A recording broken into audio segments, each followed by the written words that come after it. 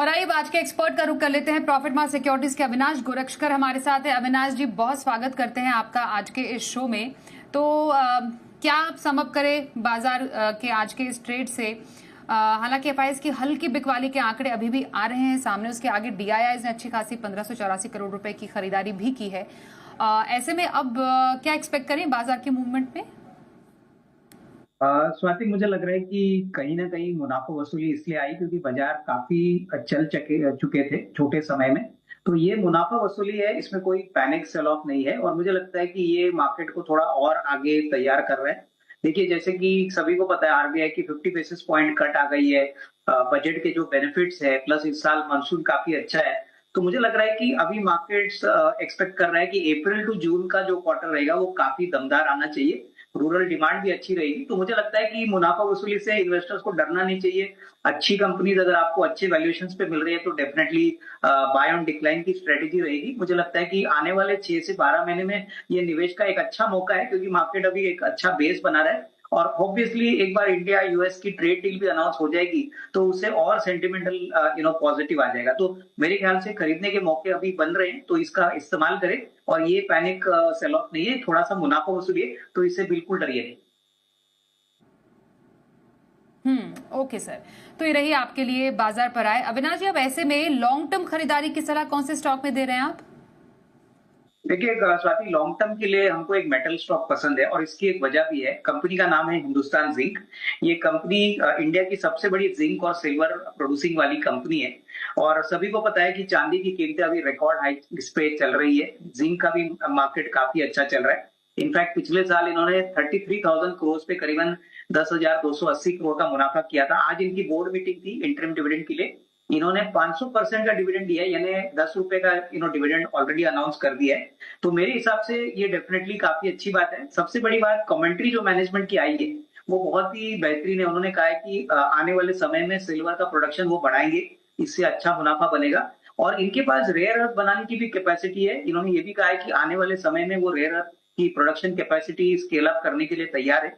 तो करीबन 11.5 से 12,000 करोड़ का प्रॉफिट अगले साल कंफर्टेबली आएगा। तो उसका मतलब 28-29 रुपए की अर्निंग नेक्स्ट ईयर आएगी। अभी जो भाव चल रहा है 520, 521, मुझे लगता है कि अच्छा इन्वेस्टमेंट वैल्यू बन सकता है। अगर आपका नजरिया 8 से 12 महीना है तो करीबन 650 का टारगेट प्राइस पॉसिबल है। तो मेरे ख्याल से ये हमारी तरफ से वैल्यू पिक रहेगी। बहुत ही अच्छी विकल्प है और अच्छा खासा रिस्क रिवॉर्ड यहाँ पे बनने का पोटेंशियल है। तो 650 के टारगेट के लिए हिंदुस्तान जिंक लॉन्ग टर्म में पसंद आ रहा है। अविनाश जी को यहाँ पर जरूर खरीदारी के मौके तलाशिएगा। इसी के साथ पहले कॉलर से भी बात करें। दिल्ली से नितिन जैन इस वक्त हमारे साथ है। नमस्कार सर, सवाल पूछिए। नमस्कार मैम। नमस्कार सर। मेरे पास इंजीनियर्स इंडिया के 850 शेयर है 255 के भाव से, रिको ऑटो है 34 के भाव से और बजाज हाउसिंग फाइनेंस है 145 के भाव से। तीनों ही लॉस में चल रहे हैं। क्या कर सकता हूँ मैं इसमें? कब तक के लिए व्यू आप मांग रहे हैं? मैम मैं 1 साल से फंसा हूँ उसमें। जैसे मेरा कल प्रॉफिट आया भी था इंजीनियर्स इंडिया पे, तो ऊपर वो माइनस होता चला गया, फिर आज और ज्यादा गिर गया।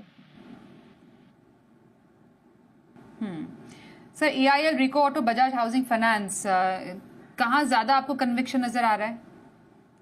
नहीं, मेरे ख्याल से देखिए, एक बजाज हाउसिंग फाइनेंस काफी बेहतरीन विकल्प लगता है क्योंकि अभी जो रेट कट हो गए हैं इसका सीधा बेनिफिट इनको मिलेगा।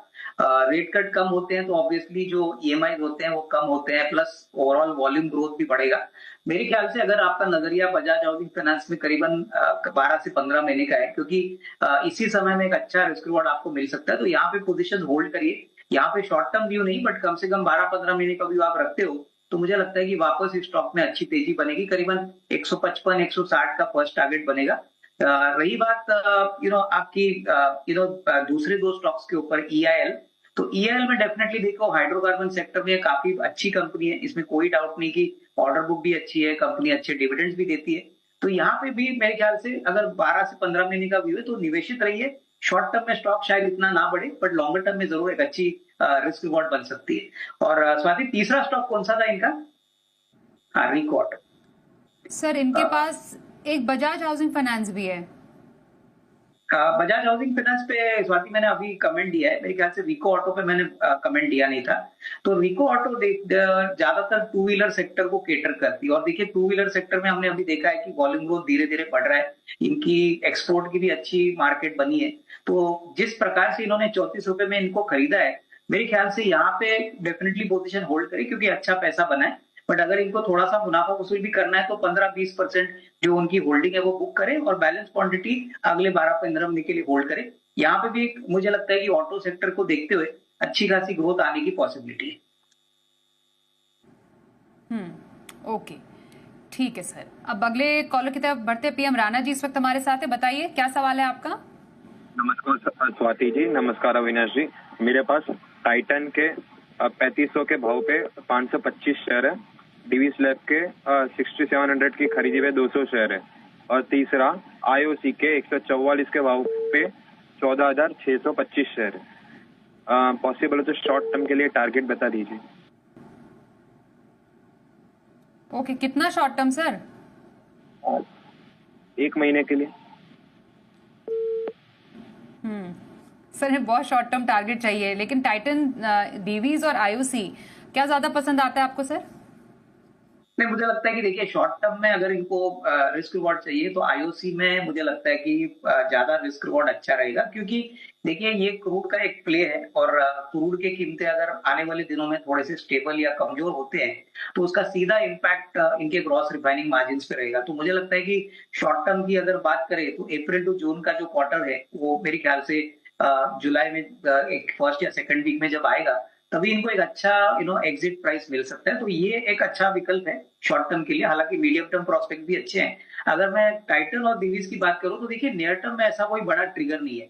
ये दोनों स्टॉक्स ब्लू चिप कंपनियां है, कंपाउंडिंग वाली कंपनी है, तो अनलेस इनमें कोई बड़ा अर्निंग ट्रिगर है या इवेंट ट्रिगर है तब तक स्टॉक एक छोटे रेंज में ही रहेंगे। तो टाइटन और दिवीज में अगर आपका नजरिया शॉर्ट टर्म है तो कोई भी उछाल में इनसे निकल जाइए, लेकिन आईओसी में आप पोजीशन होल्ड करिए। आईओसी में आपको एक अच्छा रिस्क रिवॉर्ड बन सकता है, होपफुली महीने 1.5 महीने में।